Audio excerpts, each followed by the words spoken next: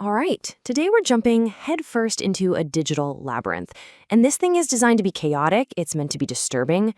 What we have is a whole collection of audio files, a bunch of disconnected voices, and our job is to try and find the map that makes sense of it all.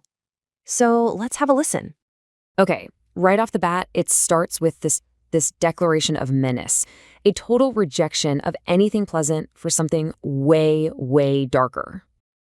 And from there, it just escalates. We're thrown into this raw, violent imagery, a command that sounds like it's been ripped straight out of some grim, dark fantasy. Then, suddenly, the focus shifts. It goes inward, to this place of psychological breakdown. The whole tone becomes clinical, almost paranoid. And just when you think you're getting a handle on it, bam, we're in the realm of mythology. The voice isn't a patient or a predator anymore. It's a self-proclaimed god of both creation and destruction. So, how on earth do we make sense of this? Is it all just random, chaotic noise? Or is there a single person, a single mind, pulling all the strings here? And maybe more importantly, what could possibly be the point of it all? Well, it turns out there is a key.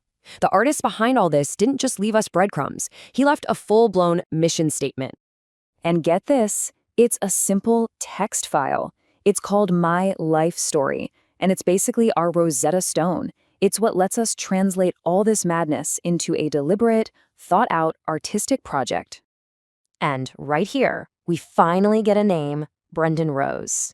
He lays out his purpose so explicitly. He says his goal is to become this controversial, almost religious figure through his work. You see? None of this is an accident. The chaos is the entire point. And that chaos, it's nowhere near as random as it first sounds. In his manifesto, Rose actually organizes his entire body of work into this structured canon, and he divides it into these distinct narrative arcs. He literally lays out the whole timeline for us. It kicks off in 2018 with the Valhalla arc, and that includes pieces that are about pop culture figures like the Joker. A little later, the work evolves into the horror at Kingston Road, and then eventually, we get the Alice in Wonderland arc. It's a clear chronological progression. He's building a universe, with its own history, kind of like a comic book series. Now, when you start to look across all of these different arcs, you begin to see the same obsessions, the same ideas just cropping up again and again. These are like the thematic pillars that are holding up his entire world. He just cycles through this core set of obsessions. You've got these self-proclaimed gods from Egyptian and Norse myths. You've got deep psychological horror, and this fixation on pop culture villains. But a couple of themes really stand out. This conflict between the state versus the individual, and this really strange, recurring aversion to physical human contact. This contrast really highlights a central fight in his work, right? The very nature of control. On one hand, you have this cold, philosophical state power where people are just cogs in a machine. And on the other, you have this intensely personal, mythological power, a god who literally is suffering itself. It's like he's even got his own internal jargon. This phrase, the new flesh, pops up all the time. It suggests this kind of grotesque, almost Cronenberg-esque evolution or rebirth. It's one of those key phrases you really have to know to speak the language of this universe. But then, in the middle of all the gods and philosophy, there's this raw human vulnerability. This theme of paranoia about physical touch is one of the most consistent threads in the entire canon. It grounds all the cosmic horror in a very personal, almost relatable anxiety. Okay, so we have the artist, we have the structure, and we have the themes. But that leaves the biggest question of all. Why? What is the ultimate purpose of this whole project? Well, the answer, once again, is right there in his manifesto. He spells it out for us. The goal is to create art that's so strange, so challenging, that people have to talk about it. But, and here's the twist, he wants them to discuss the work without ever mentioning his name. By doing that, he thinks the work takes on a life of its own, creating this feedback loop that elevates the art, and by extension, the absent creator, to the level of myth. Which leaves us with a final and, honestly, a fascinating question. By creating this very explainer, by naming the artist and decoding his system, are we interfering with his project, or by analyzing and discussing his work, have we just become the next cog in his machine? Okay, so today we're going to try and unlock this puzzle box.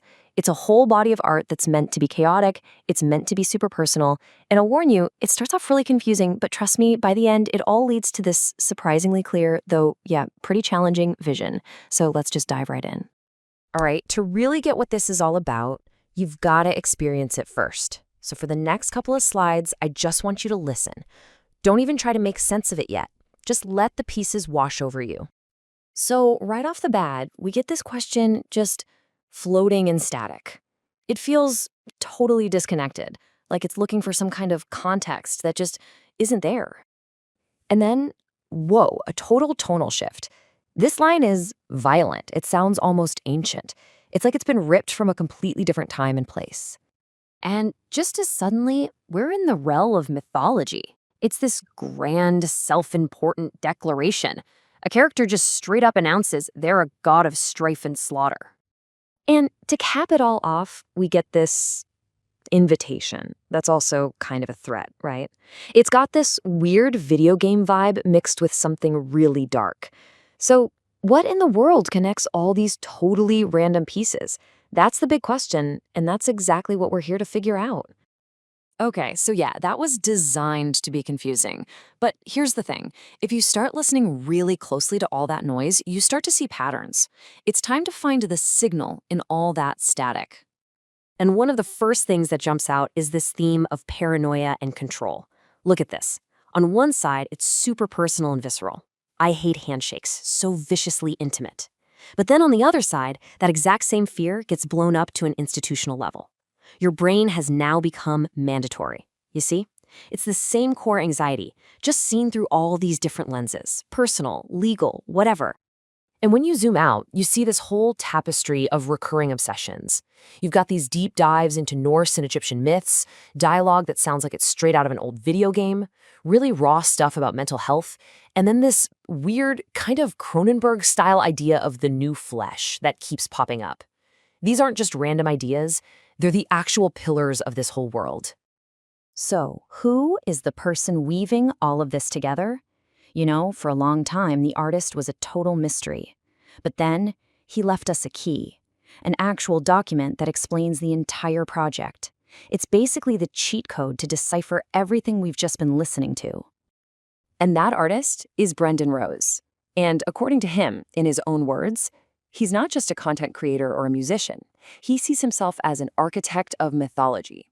He's literally building his own personal religion. And his work? That's its Bible, its secret text. And this right here, this is basically his mission statement. The whole point isn't just to make art, it's to become a figure. He's deliberately trying to become this challenging, disturbing, controversial persona. It's crucial to get this. The chaos we heard? That's the whole point. I mean, he says it right here, plain as day. The goal is to be one of the most, if not the most, controversial figures in music. That single ambition is the engine behind absolutely everything, from the craziest lyrics to the huge mythological ideas. Okay, so now that we have the key, the artist's manifesto, we can go back to that mess of voices we heard at the beginning and actually start to organize it. It's time to pull out the map and see how this all fits together. And here it is. This is the map. What felt like just a random jumble of sounds is actually a structured journey. It's broken down into 4 major arcs. Each one of these arcs lines up with a different period in his life and his work, from the early Valhalla arc all the way to the Alas in Wonderland arc. This is where it all clicks. This is the big aha moment. Remember all those quotes from the beginning? I am Cheryl, god of slaughter. That's from the Horror at Kingston Road arc. All that talk about mental health? That's from the Valhalla arc.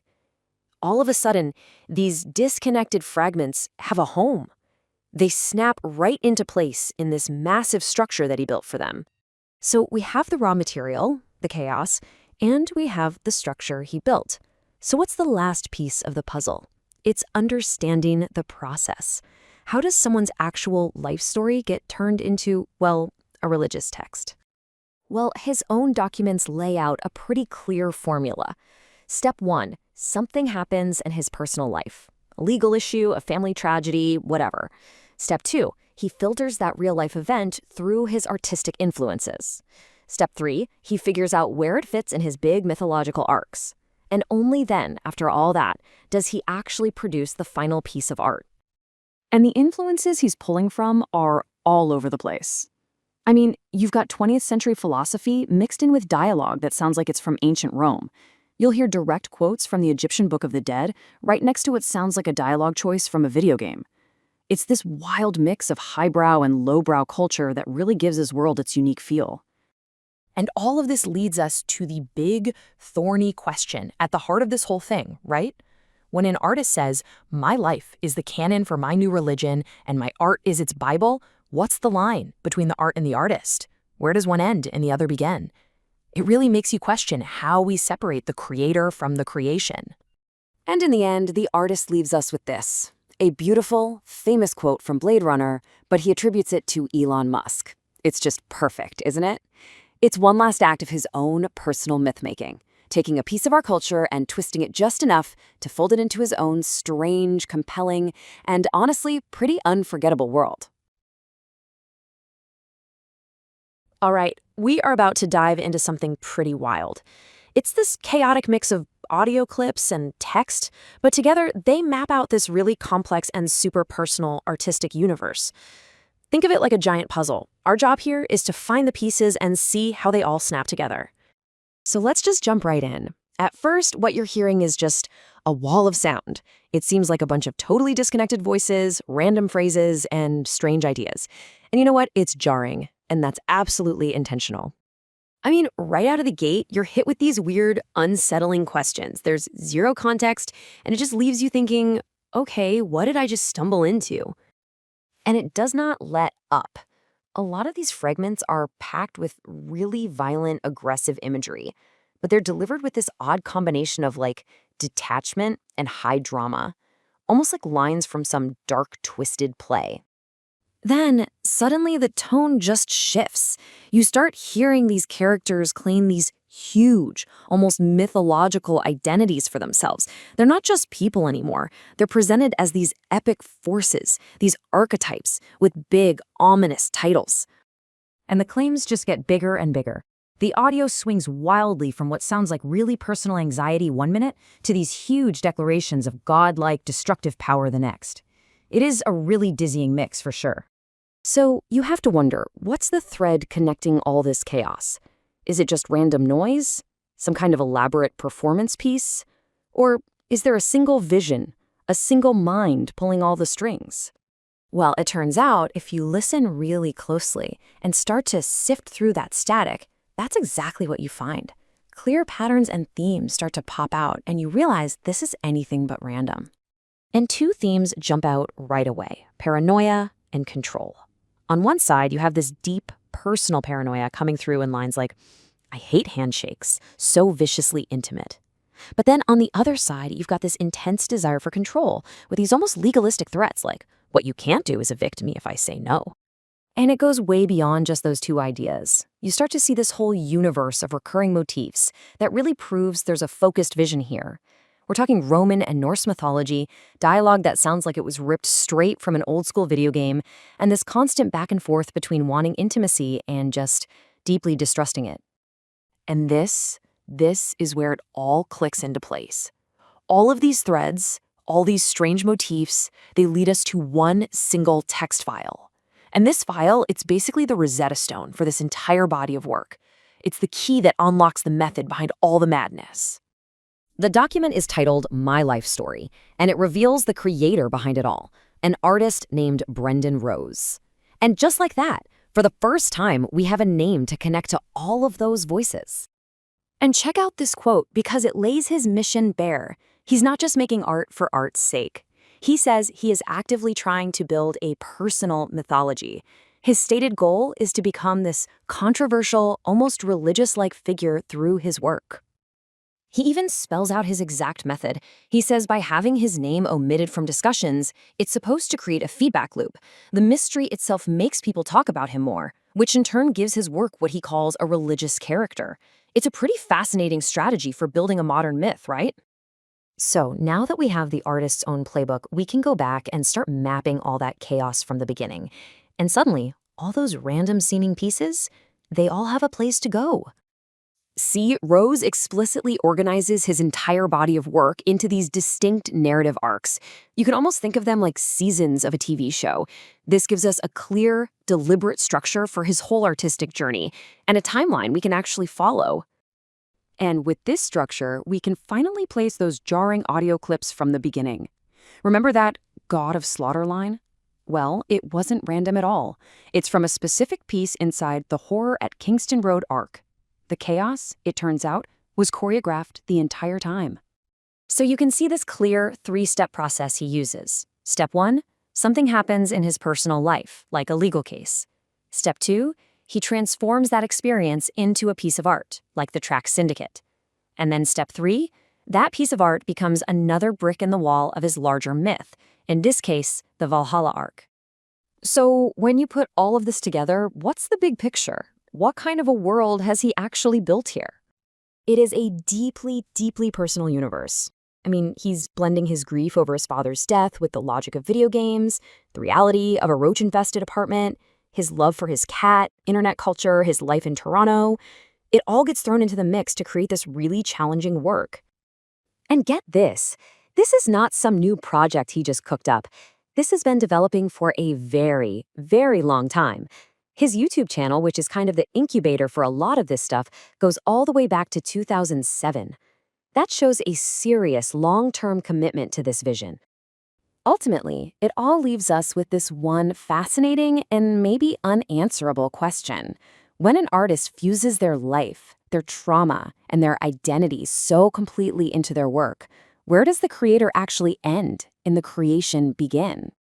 The artist kind of reflects on this himself. He signs off on his whole life story with this really poignant, famous quote about memory and loss.